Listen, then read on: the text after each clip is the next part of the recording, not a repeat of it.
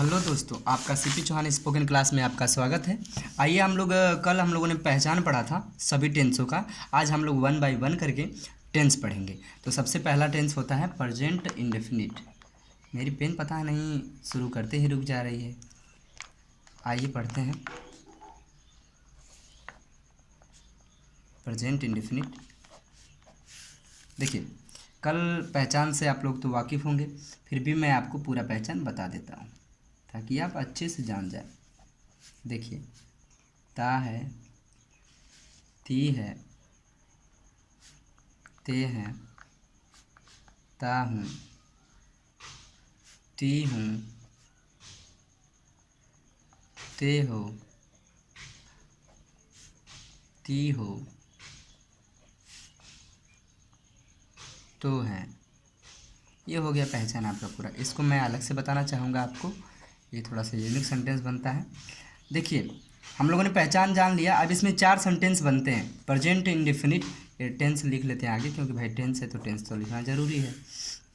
तो देखिए, ये 4 जो सेंटेंस बनते हैं, मैं 1 बाय 1 चारों सेंटेंसों के रूल के बारे में बताएंगे। तो सबसे पहला रूल जो होता है वो होता है अफर्मेटिव, जिसको हम लोग बोलते हैं सकारात्मक।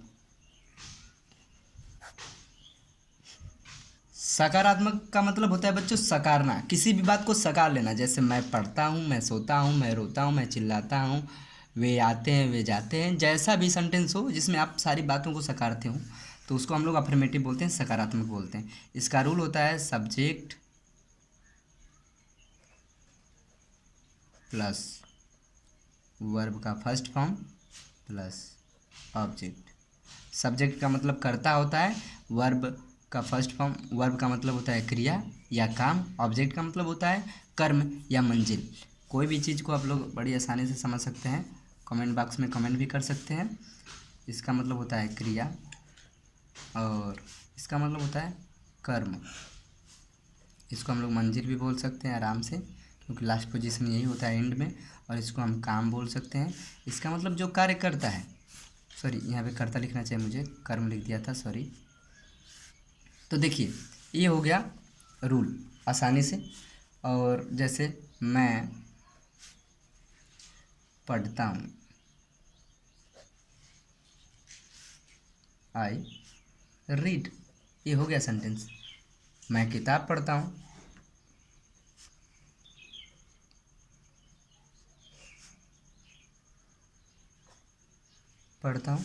तो आई रीड बुक।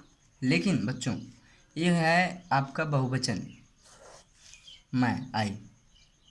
और इसका जो रूल होता है एक वचनकर्ता के लिए थोड़ा सा चेंज होता है। उसमें यस और यस का प्रयोग किया जाता है। एक वचनकर्ता की क्रिया के अंत में यस और यस का प्रयोग किया जाता है। तो कब किया जाता है और क्यों किया जाता है, ये मैं आपको नोट में लिखाने जा रहा हूँ। ये देखिए, नोट है कि जब एक वचनकर्ता के क्रिया के अंत में स्वर आ जाए, वावेल, जैसे ए, ई, आई, ओ, यू अगर आ जाए तो हम लोग को यस का प्रयोग करना होता है। आए, सॉरी, क्रिया के अंत में आए तो यस का प्रयोग करते हैं, और न आए तो यस का। देख लेते हैं नेगेटिव रूल, सॉरी, ये इसका प्रयोग हम लोग देख लेते हैं। देखिए, जैसे वह घर जाता है, वह एक वचन है। एक वचन होते हैं 3 होते हैं या 4 होते हैं। देखिए, ही, सी, इट और एक नाम, ये होते हैं एक वचन। क्या होते हैं? एक वचन होते हैं। ये हमें याद रख लेना है। ही, सी, इट और एक नाम एक वचन होते हैं, बाकी सब बहुवचन। ही, गो, देखिए आ गया है ओ, इसमें हम यस का प्रयोग कर लेंगे टू जो होता है वो दूरी के लिए होता है, एक जगह से दूसरे स्थान पर जो पूरा की गई दूरी होती है उसी के बारे में हम लोग उसी के लिए टू का प्रयोग करते हैं। तो ही गोज़ टू होम। बखूबी समझ में आया होगा आपको। अब देखते हैं इसका नेगेटिव सेंटेंस। नेगेटिव का मतलब होता है नकारात्मक। इसमें सारी बातों को हम लोग क्या करते हैं, नकारते हैं। आप भी समझ सकते हैं इस बात को। तो नकारात्मक का जो रूल होता है बच्चों, ये देखिए ये रूल होता है जो, इससे थोड़ा सा चेंज होता है उसमें। इसमें होता है सब्जेक्ट प्लस डू और डज। ध्यान देने वाली बात है कि जो एक वचन के लिए डज प्रयोग किया जाता है तो इसमें हम ईएस प्रयोग करते हैं, इसलिए यह एक वचन के लिए प्रयोग किया जाता है। ठीक है। अब इसमें नॉट करते हैं प्रयोग, रूल में है। फिर ऑब्जेक्ट। देखिए इसी सेंटेंस को हम नेगेटिव करते हैं। वह घर नहीं जाता है। देखिए he does not go to home. ये आपका नेगेटिव सेंटेंस हो गया। अब देखिए इंट्रोगेटिव हम पढ़ते हैं, जिसको हम इंट्रोगेटिव का फर्स्ट रूल बोलते हैं।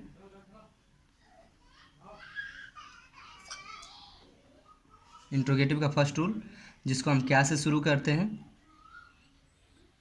देखिए ये जो रूल देख रहे हैं आप लोग नेगेटिव का, इसमें थोड़ा सा चेंज करेंगे। ये जो सहायक क्रियाएं हैं डू और डज, इसको यहाँ पर लाएंगे और इसको यहाँ पर भेजेंगे, तो ये हमारा इसका रूल बन जाता है। ये इंट्रोगेटिव का फर्स्ट रूल क्या से शुरू वाला। देखिए do does plus subject not रहेगा, वाक्य में तो लगाएंगे, नहीं रहेगा तो नहीं लगाएंगे, लेकिन रूल में हम लोग लिख लेते हैं।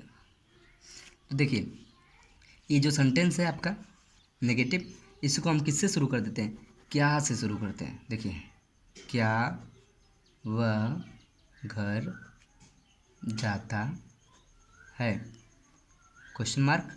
देखिए इसमें जब क्या शुरू होता है क्या से, तो हम किसी भी प्रकार का कोई भी क्वेश्चन वर्ड का प्रयोग नहीं करते हैं, सिर्फ सहायक क्रिया का प्रयोग करेंगे या क्या से शुरू हो जाएगा। तो यहाँ पे एक वचन है ही, तो इसका डज सब्जेक्ट है ही, तो डज ही। नॉट वाक्य में नहीं दिया है, छोड़ देंगे। काम क्या है, जाना, तो does he go to home, question mark. ये हमारा सेंटेंस इंट्रोगेटिव का क्या से शुरू पहला वाला रूल कंप्लीट हो चुका है। अब हम आपको चौथा रूल बताने जा रहे हैं जो कि लास्ट वाला है, और उसे समझना बहुत ही आसान। यह इसलिए आसान है क्योंकि ये जो पूरा नियम हम लिखे हैं ना, इस नियम के आगे QW प्लस कर देंगे, बस आपका हो जाएगा चौथा वाला रूल पूरा।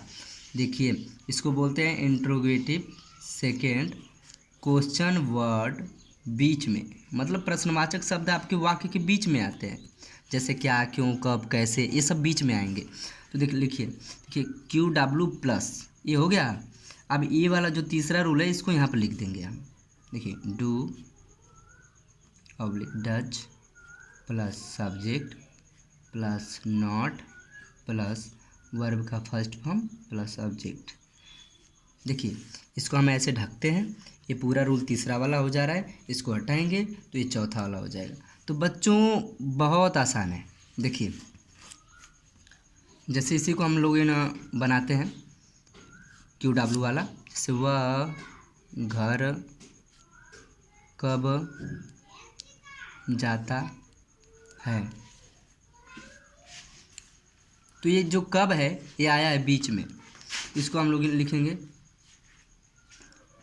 व्हेन। QW हो गया। डज का प्रयोग क्योंकि यहाँ पर एक वचन है, तो when does subject he, subject हुआ है ही, तो व्हेन डज ही। नॉट नहीं दिया है, छोड़ देंगे, काम है गो टू, तो when does he go to home.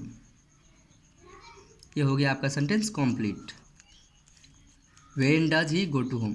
अगर बच्चों आपको यह बात नहीं समझ में आई होगी या सेंटेंस नहीं समझ में आए होंगे पूरे इंडेफिनिट टेंस में, तो आप लोग हमें कमेंट करिएगा, या तो व्हाट्सअप में हमारे व्हाट्सअप नंबर पे कमेंट करिएगा 9670279494। कॉन्टैक्ट नंबर है मेरा, और इस पर आप व्हाट्सअप कर सकते हैं। धन्यवाद। आप लोग अच्छे से पढ़िए और शेयर करिए, लाइक करिए। शेयर उनको करिए जो कि घर पे आपके जो फ्रेंड हैं, जो दोस्त हैं, भाई बहन हैं, जो भी है, सबको शेयर करिए ताकि अच्छे से वो लोग पढ़ सके और अच्छी नॉलेज प्राप्त कर सके, और लॉकडाउन में बचे रहें आप लोग। और इस चीज़ का बहुत ही अच्छे से ध्यान रखें अपने फैमिली का और अपना। तो धन्यवाद।